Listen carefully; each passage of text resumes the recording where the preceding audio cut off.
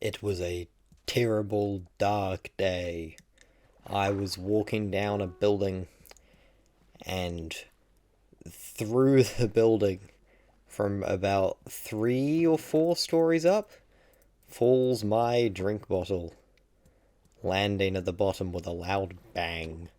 Um, well, anyway, I seem to have the worst luck with drink bottles. I'm like the Doctor from Doctor Who. Like every single drink bottle I end up with always ends up with some just horrific, like dark fate. And yeah, and I thought I'd just go through because I've kind of hit rock bottom with these commentaries. I don't really know what else to do, so I'm just gonna start telling stories from my past, my harrowing youth. But anyway, I thought so. I'm in my last year of high school at the moment. I've been at high school for 4.5 years, and in those 4.5 years, I have gone through about 7 drink bottles, I think. So anyway, the first one that I got, which was one that I had in my primary school, and after a while I just kind of thought it was too small and I stopped using it. I still have it. It's kind of like this little one and it's got a Lego design on it. But it just could not hold enough water. It was just tiny. Um, so I just thought like I'm going to get a new drink bottle. So that one actually didn't have that bad of a fate. That one was actually okay. But the second one, this one was a white drink bottle with very like thin metal, and this one I had for like a year. This one was one of the longer drink bottles I had. This one ended up just I just was really stupid with it, and I just kept accidentally dropping it onto like concrete and stuff. And because it was such thin metal, it just got progressively more and more dented until it was like it couldn't stand up by itself because the bottom was dented. So if you put it on a table, it would just fall over. Um, and yeah, and then after a while, it's like, okay, need to get a new drink bottle because this one just doesn't work. All the paint and the designs that were on it, there were a bunch of like bird designs on it, stuff all started to scrape off as well. So into drink bottle number 3 now. Which one came next? I actually don't remember. I think it was the blue plastic one. I'm not sure. Um, Well, anyway, next up we had this blue plastic one. I think this was the next one that I had. But this one actually lasted a while. I had it for actually no, I didn't. This one was one of the shorter ones, and yeah, it was just like one day after school. Me and my friends were like, oh yeah, let's just mess around for a bit. Let's just have some fun. Does anybody want to play cricket? But we didn't have a cricket bat or a cricket ball. So instead, we grabbed a tennis ball and my drink bottle, and I think you can tell where this is ending up. Anyway, one whack later, there's a cartoon tennis ball shaped hole in my drink bottle. Like genuinely, it's like in a cartoon, dude. There's just this perfect hole through my drink bottle, where the. Also, you're about to watch like absolute terribleness in the background as I'm trying to build this portal. I don't know what my opponent was doing. They ended up taking ages as well, but I just couldn't build this nether portal for the life of me. I'm pretty good at it on the main part. But anyway, yeah, I have this funny picture of like the tennis ball just like lodged in my drink bottle as well coming out. I can probably put it on screen. But yeah, it's just like anyway, into drink bottle number. I think we're up to number 4 now. Number 4. So this one I actually I think this was the one I had for the longest time. This one I had for like a year and a half. This one was really good. So this one was blue and this one was blue plastic as well, but it was sort of squishy plastic. So you could hit it as a cricket ball and it would be completely okay. Now, this one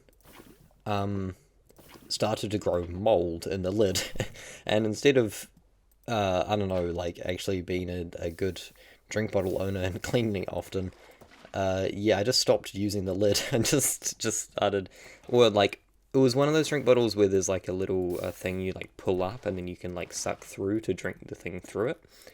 And I was just, instead of doing that, I was just taking the lid off and drinking it like a more normal drink bottle.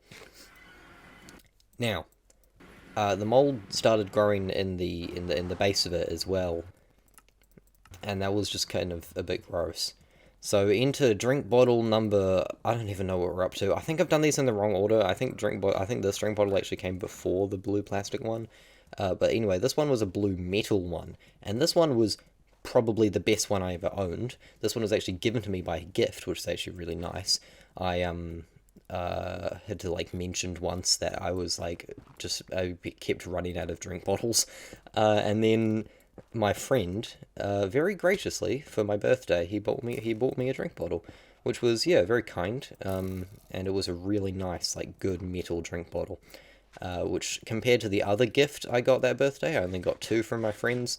Well, I didn't ask for any, obviously, but yeah, the other one was a jar of sulfuric acid, so I think the drink bottle was the better gift there.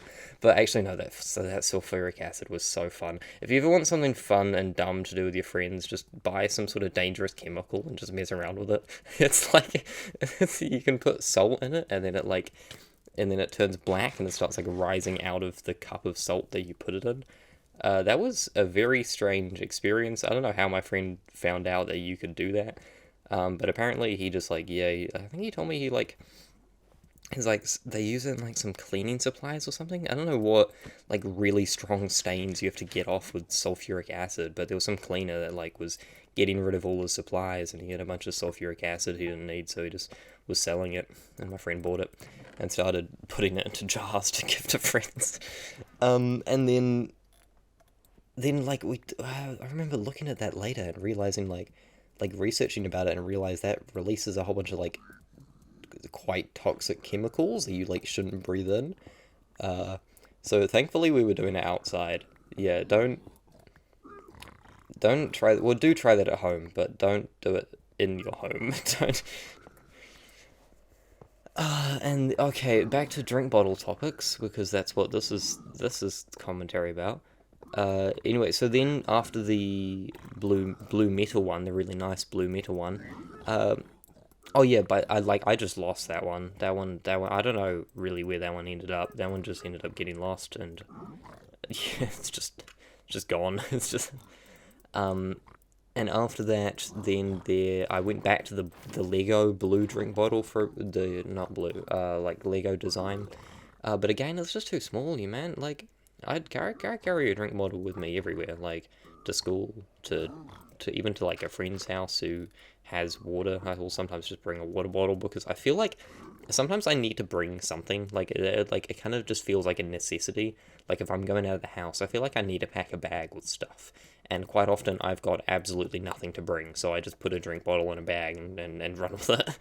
And then yeah, so I actually use drink bottles quite a lot, and so this one, like, it just didn't have enough water for all my drinking needs, and ended up getting a new one. This one was actually just one that like was in the house that no one was using.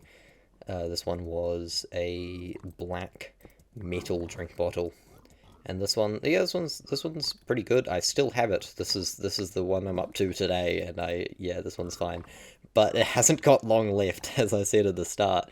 Looping it around back to the start. This is like a cyclical narrative. This is what you do in good story development.